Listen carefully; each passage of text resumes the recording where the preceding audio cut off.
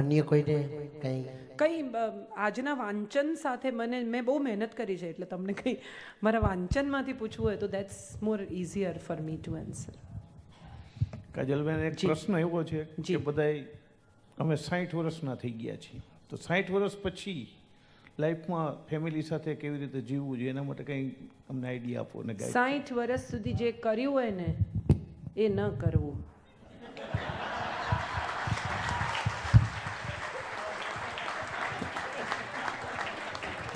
અટકી જવું.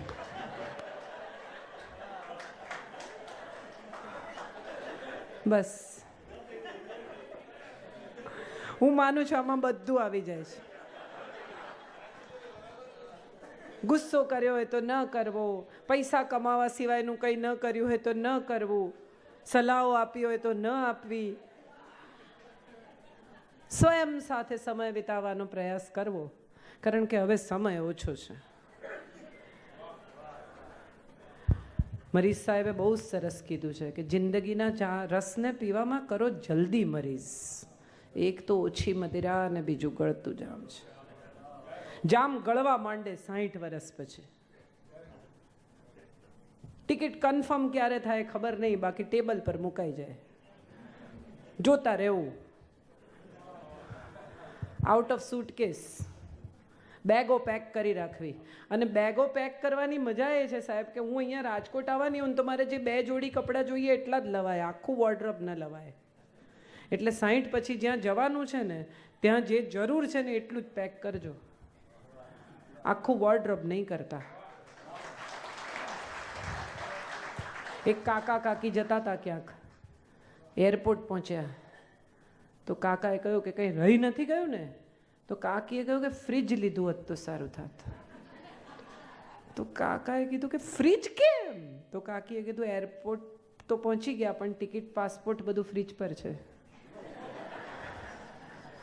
એટલે ફ્રીજ નહીં લેવાનું, એના પર પડેલી ટિકિટ ને પાસપોર્ટ લેવાના. આપણું કન્ફ્યુઝન એ છે કે આપણે પાસપોર્ટ ટિકિટ લેવામાં પેલું ફ્રીજ જોડે ઘસડીએ છીએ, નહીં ઘસડવાનું. જી હર્ષદભાઈ.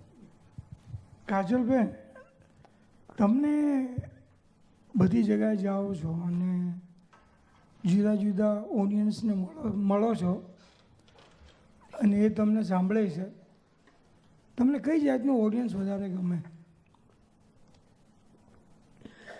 મને અહીંયા આજે જે ઓડિયન્સ મળ્યું ને, ખરેખર એવું મને ક્યાંય નથી મળ્યું ને. આવું હું બધે કહું છું.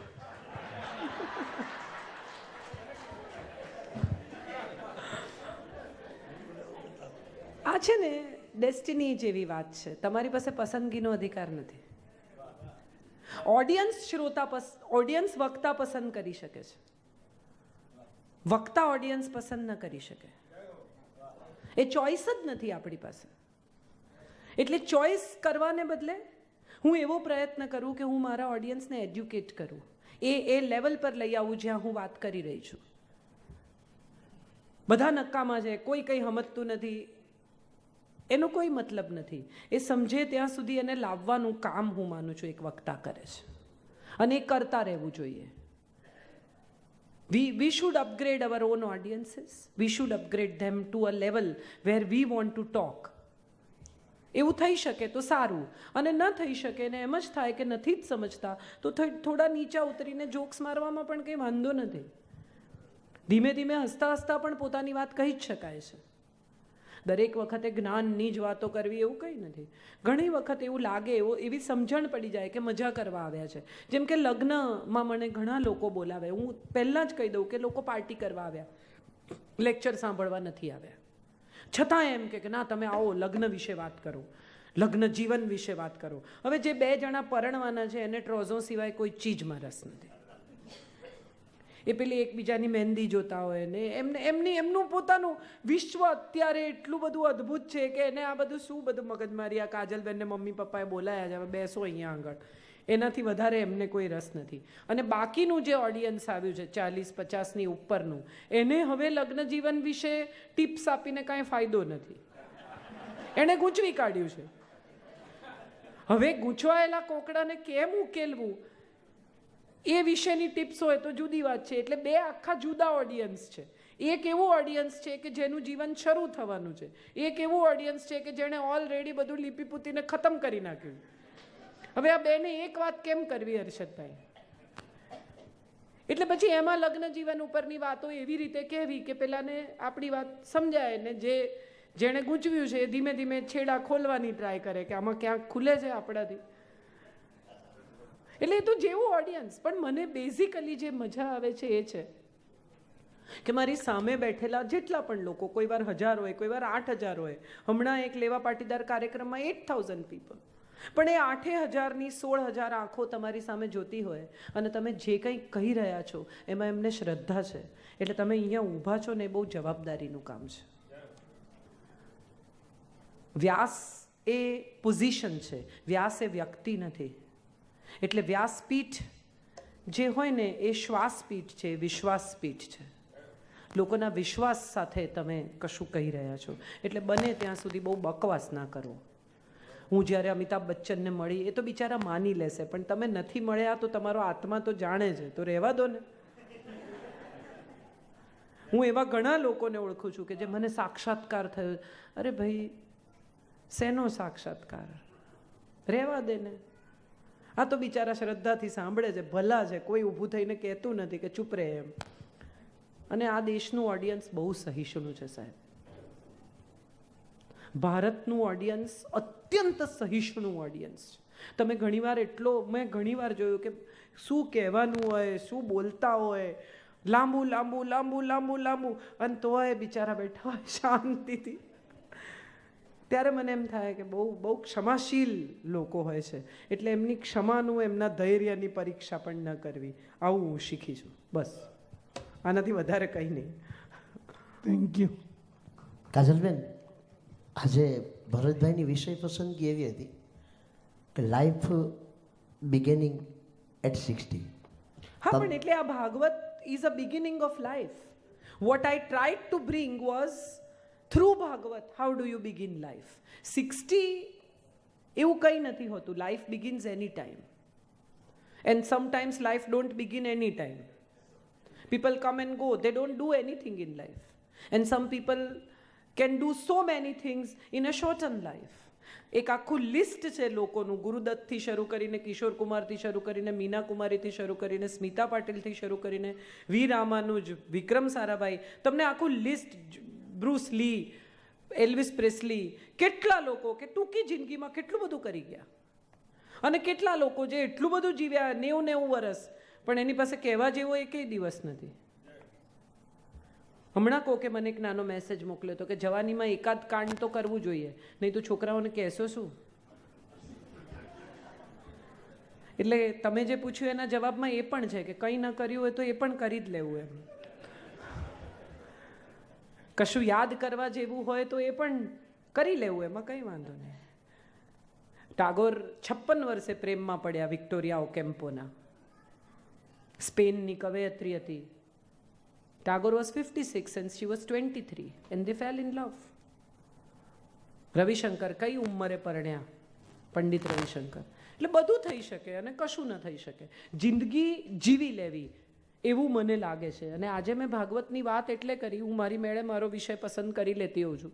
ક્યારેક વિષય પણ મને પસંદ કરી લેતો હોય છે. પણ મને એવું લાગ્યું કે જે ઓડિયન્સ છે એ બધું 60નું નથી. બહુ ઓછા લોકો 60ના છે. પાછળ ખૂબ યંગસ્ટર્સ છે. એમને શું રસ હોય 60 વર્ષે શું થાય છે એમાં? અને એ જ્યારે 60ના થશે ને ત્યાં સુધીમાં જગત આખું બદલાઈ જશે. એટલે એમને 60 વર્ષની વાત કરવાનો અર્થ નથી. I would love to target youth, feel young and make all the people make feel young who think that they are old. હૃદયથી યુવાન હોવું એ બધું અગત્યનું છે. માટે મને લાગ્યું કે આ બધા યુથ ઉપર, પેલા ભાઈએ જે પ્રશ્ન પૂછ્યો કે આ યુથને શું આપશો ભાગવતમાંથી, તો 6-7 જણા 60ના હોય એને માટે આ 150-200 લોકો પર ક્યાં ત્રાસ ગુજારવો? સો આઈ થોટ એઝ મચ. જી આપને પૂછો ને, વાંધો નહીં, સંભળાશે.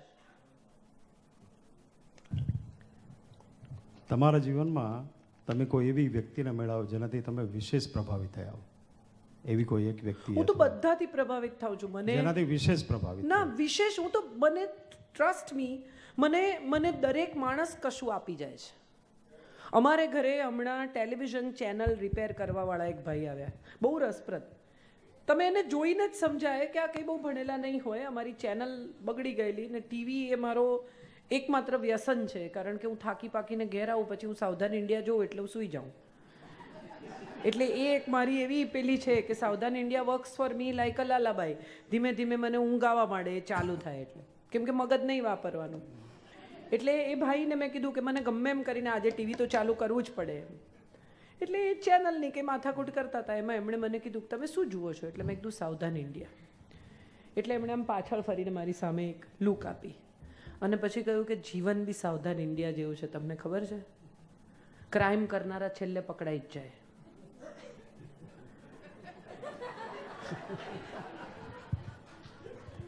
હું એટલી ઇમ્પ્રેસ થઈ ગઈ એ ભાઈથી. આ કર્મના ફળ, આ ગીતા છે. What he said was Gita in one line, કે તમે ખરાબ કામ કરો તો તમે છેલ્લે પકડાઈ જાઓ.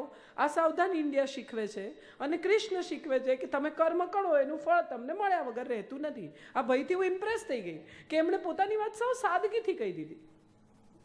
મને એક દિવસ લંડન હું જ્યારે કામ કરતી હતી, વચ્ચે 2 મહિના ગયેલી, ત્યારે રોજ હું બેંક સ્ટેશન પર ટ્રેન બદલું તો બેંક સ્ટેશન પર રોજ એક છોકરો, યંગ છોકરો, આફ્રિકન ટ્રમ્પેટ વગાડે. તો I use to stand there and listen to him. Saxophone વગાડે, કોઈ વાર ટ્રમ્પેટ વગાડે, તો હું ત્યાં ઊભી રહીને એને સાંભળું. ને મારી જિંદગીનો સૌથી ખરાબ સમય 2010નો. હું એવા પેલામાં કે મારે દેશ છોડવો, દેશમાં રહેવું, આટલું બધું ભણી છું જેની કશું થઈ શકતું નથી, મારી પાસે બ્રાન્ડિંગની ડિગ્રી છે, આ દેશમાં એના કોઈ પૈસા નથી, હું શું કરું. એ બહુ જ કન્ફ્યુઝનનો સમય, જેની અંદર રોજ હું ત્યાં ઊભી રહું ને વિચારું કે લંડન શિફ્ટ થવું તો મારા પરિવારનું શું, છોકરાનું શું, એને અહીંયા ગમશે નહીં ગમે, સંજય આવશે નહીં આવે, જેને અમદાવાદ નથી છોડવું એ લંડન કેમ આવશે. આવા બધા હજારો સવાલની વચ્ચે હું, અને રોજ એ વગાડે ને રોજ હું એને સાંભળું. એક દિવસ એણે આમ હાથ લંબાવ્યો ને મેં પણ એના હાથમાં હાથ મૂક્યો અને હું રસ્તાની વચ્ચે સબવેમાં I danced with him. I don't know why. અને ડાન્સ પૂરો થયો પછી હું એને ભેટીને ખૂબ રડી. હું શું કામ રડી એ પણ મને આજે બી ખબર નથી. એ બધું પૂરું થયું અને પછી હું જે દિવસે નીકળવાની હતી એ દિવસે હું એને મળવા ગઈ ને મેં એને કહ્યું, મેં કીધું આઈ એમ લિવિંગ ટુમોરો, ગોઈંગ હોમ. એટલે એને કહ્યું where is home for you? મેં કીધું India, let's have an ice cream. So we went there. એણે કહ્યું વોટ્સ યોર નેમ? એટલે મેં કહ્યું કાજલ. CAJL? મેં કીધું નો, KAJL. એટલે એણે મને કહ્યું માય નેમ ઇઝ કાલ, CARL. C, if you spell it with C it sounds K, if you spell it with K it sounds K. Life is like that. આવા લોકો હોય છે જગતમાં કે જે તમને આમ કરીને કંઈક આપીને જતા રહે અને પછી એને તમે ક્યારેય મળતા નથી. એને ફરી મળવું જરૂરી પણ નથી હોતું. સ્કોટલેન્ડ હું એક જ દિવસ એક વીકેન્ડ હતું ને ઉતરી સ્ટેશન ઉપર અને આમ તેમ જોતી હતી કે ભાઈ મને ક્યાંક કોક બજેટ હોટેલ મળે. તો એક ભાઈ ત્યાં બેઠેલા ગુજરાતી લાગ્યા એટલે જઈને મેં પૂછ્યું, મેં કીધું અહીંયા બજેટ હોટેલ છે આસપાસમાં? કે ગુજરાતી છો? મેં કીધું હા. કાજલ ઓઝાવાઈટ છો? મેં કીધું હા. ચલો અહીંયા થોડી રહેવાય હોટલમાં, ઘરે ચલો. અરે ન જાન ન પહેચાન, તમારે ઘરે કેવી રીતે આવું? ઘેર લઈ ગયા, રાખી, ખવડાવી પીવડાવી, લેક સિટી ડિસ્ટ્રિક્ટ સ્કોટલેન્ડ બતાવ્યું, મજા કરાવી અને પછી હું નીકળતી હતી ત્યારે 11 પાઉન્ડ આપ્યા. એટલે મેં કીધું શેના તમે મને પૈસા આપો છો? તો કે અમારા ઘરેથી દીકરીઓ ખાલી હાથે ન જાય. આ લોકો છે જેનાથી હું ઇન્સ્પાયર થાઉં છું. રોજ કશુંક આપી જાય છે, રોજ એક માણસ કંઈક આપી જાય છે. તમને લેતા આવડવું જોઈએ. આપનારા તો ઠેર ઠેર ફરે છે. એ તમને લેતા નથી આવડતું માટે હું માનું છું આપણા સુધી કંઈ આવતું નથી. આપણે દરવાજા બંધ કરીને બેઠા છે, આપણને કંઈ જોઈતું જ નથી, આપણને બધું આવડે છે. એક ઝેન ગુરુએ શિષ્યને કહ્યું કે આ કપમાં ચા રેડ. એટલે પેલા એ કહ્યું નહીં રેડી શકાય. કેમ? તો કે ભરેલો છે. રેડું તો શું થાય? તો કે છલકાય. તો કે જ્ઞાનનું બી એવું જ છે, ખાલી થા તો ભરાઈશ. That's what I feel. જી આપ કંઈ કહેતા હતા, સોરી. કાજલબેન, દરેક માતા પિતા પોતાની દીકરીને સારા સંસ્કાર આપે જ છે, એ બાળપણથી માંડી અને મોટી થાય ત્યાં સુધી. તમે હમણાં વાત કરી કે અહીંયા પાછળ યંગસ્ટર બેઠા છે, તમે તમારી પણ વાત કરી, લંડન ગયા ત્યારે દીકરીની વાત. તો દરેક માતા પિતા જે સારા સંસ્કાર આપે દીકરીને, તો દીકરીની પણ ફરજમાં આવે છે ને કે પોતાના માતા પિતાએ આપેલા સંસ્કારની ફરજો બજાવી. એ વિશે પ્લીઝ 2 શબ્દ તમે કહો. એમ દીકરાની પણ ફરજમાં આવે છે. દરેક માતા પિતાની આશાઓ જે હોય છે, તમે કહેશો તો વધુ સારી રીતે સમજી શકશે. એટલે હું શું કહું આમાં, પણ અગત્યની વાત એ છે કે સંસ્કાર આપણે શેને કહીએ છીએ. મંદિર જવું અને 2 હાથ જોડવા એને તમે સંસ્કાર કહો છો? તો હું નથી કહેતી. આપણે છોકરાઓને કહીએ કે મોટા છે પગે લાગ. એ જ માણસને એણે અમુક રીતે વર્તતો જોયો છે, એને પગે લાગવાનું મન નથી થતું. એ તમારું માન રાખવા કદાચ ઝૂકી પણ જાય, પણ એની ભીતર આદર નથી. હું એવું અંગત રીતે માનું કે સંસ્કાર છે ને, એને એક જ વાક્યમાં જો ડિફાઇન કરવા હોય ને, તો સંસ્કારનું એક જ વાક્ય એ છે કે તમારા સિવાયના લોકો પણ જીવે છે ને તમારા પછીના લોકો પણ જીવવાના છે.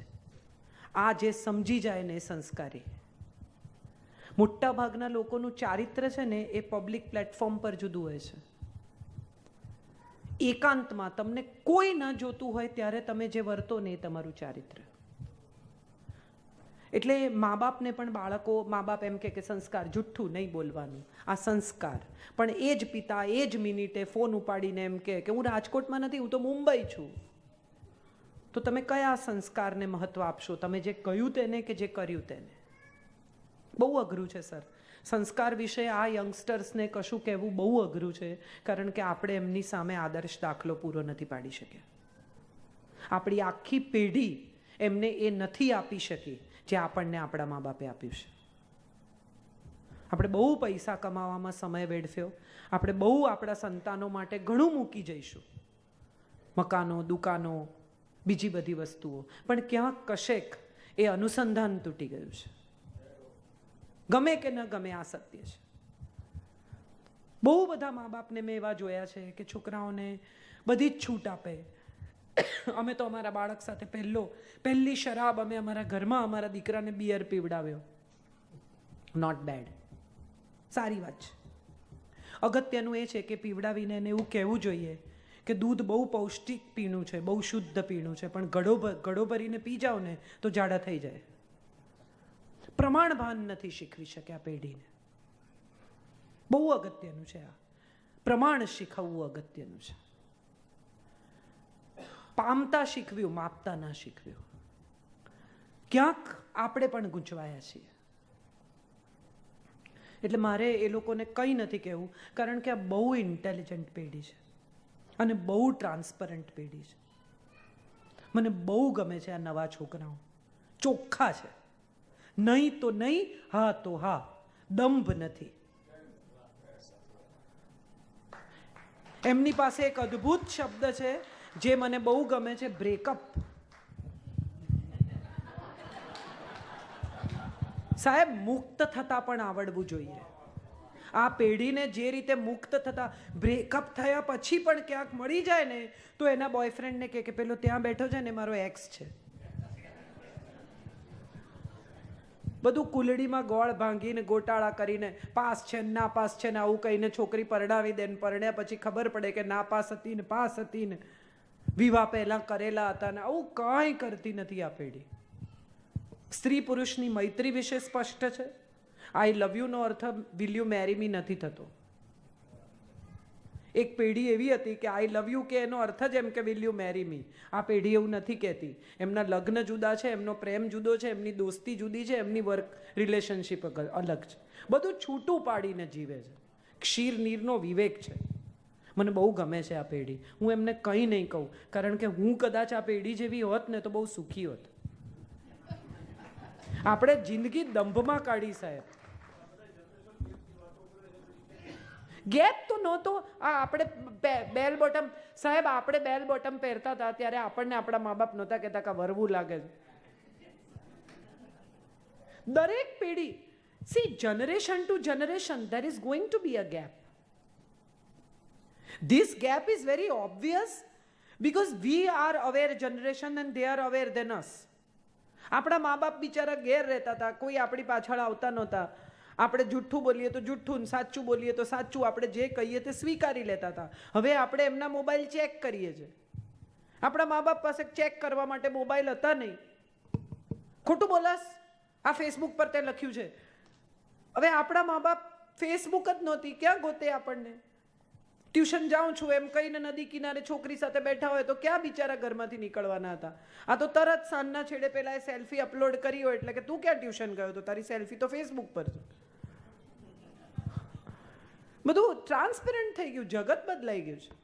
પણ તમે વિચારો તો તમને સમજાય. સર, મને બહુ ગમે છે આ પેઢી એટલા માટે કે તમે એને એમ કહો ને કે ઈશ્વર પગે લાગ, એટલે તમને પૂછે કેમ. હવે આ કેમનો તમે જવાબ આપો. આ પેઢી બે જ ચીજોને નમે છે, એક જ્ઞાનને અને બીજી નિર્દંભતાને. તમે જો સાચા છો, ટ્રાન્સપરન્ટ છો, તમે રૂપાળા નથી, તમે પૈસાવાળા નથી, તમે કંઈ નથી, તો પણ આ પેઢી તમને નમે. કેમ? કારણ કે એનું સીધું કનેક્શન તમારા હૃદય સાથે થાય છે. આ પેઢી કાંઈ સમજતી નથી, માત્ર પ્રેમ સમજે છે, શુદ્ધતા સમજે છે. ચોખ્ખી ના પાડે તમને, કોઈ ગેરસમજ નથી. હું નહીં કરું આવું કહી દે તમને. આપણે એવું કહેતા હતા કે હા હું લેતો આવીશ, પછી પાછા આવીને એમ કહીએ કે હું ભૂલી ગયો. આ એમ કે હું નહીં જાઉં ટમેટા લેવા, પતી ગઈ વાત. પછી જાઉં છું, થોડી વાર રહીને જાઉં છું, પછી લાવી આપીશ ને નહીં લાવ, આવું કઈ નહીં. ટમેટા લેવા હું નહીં જાઉં, પતી ગઈ. હવે તમારે જે કરવું એ કરો, ટમેટા વગર. અને બીજું કે એ શાકમાં ટમેટા માંગતું નથી જો ન જાય તો. એ 2 પેન્ટમાં ચલાવે ને 22 જીન્સમાં ચલાવે. આ એકદમ જબરજસ્ત પેઢી છે. એને તમે 2 જ જીન્સ આપો ને 4 ટી-શર્ટ આપો, એ ચલાવીને બતાવે, એ તમારી પાસે માંગશે નહીં. અને તમે એને વોર્ડરોબ ભરીને કપડાં આપો તો એ પણ એન્જોય કરશે. તમે નક્કી કરો 500 રૂપિયા અઠવાડિયે, સાહેબ એ અઠવાડિયાના 500 રૂપિયામાં ચલાવીને બતાવે તમને, અને તમે એને 5000 રૂપિયા આપો તો એ વાપરી શકે. એને એનોય ભય નથી, ક્યાં વાપરવા એવું ગોતવા નહીં જાય. બહુ જબરજસ્ત પેઢી છે. મને તો આ પેઢી એટલી ગમે છે. એમની સાથે પ્રશ્નો, પણ એમાં ક્યાંક આપણે પણ જવાબદાર છીએ. આપણે દિશા નથી બતાવી શક્યા. એમના હીરો સલમાન ખાન છે, એમની પાસે હીરો નથી. એમના ફાધર્સ એમના હીરો નથી થઈ શક્યા. So we have to go there also.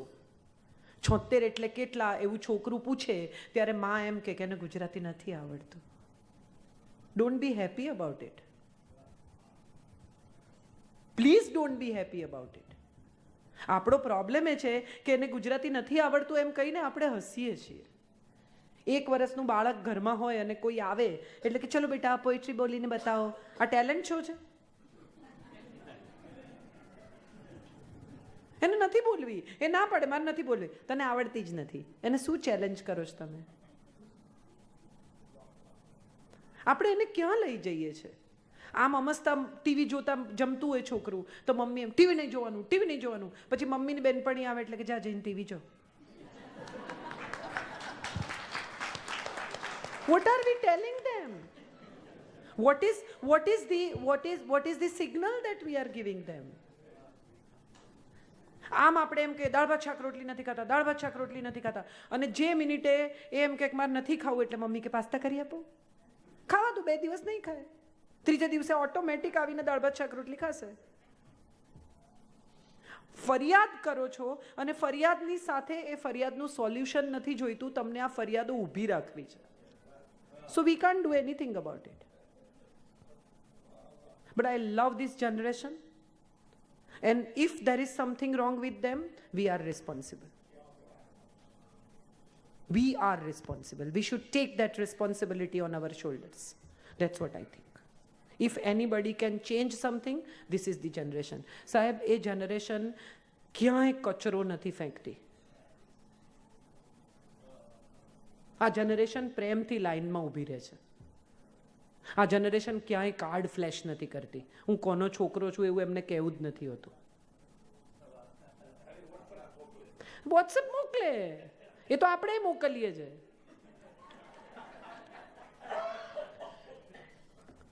આ પેઢીને કશું અમર નથી કરવું. એમના પ્રેમ પત્રો એ વોટ્સએપ પર છે. ખોલીને વાંચવાના નહીં, પતે એટલે delete chat. Tata. What a wonderful way of living life. Next morning, new life, new day, new things. I love it. जी सर, आप कहीं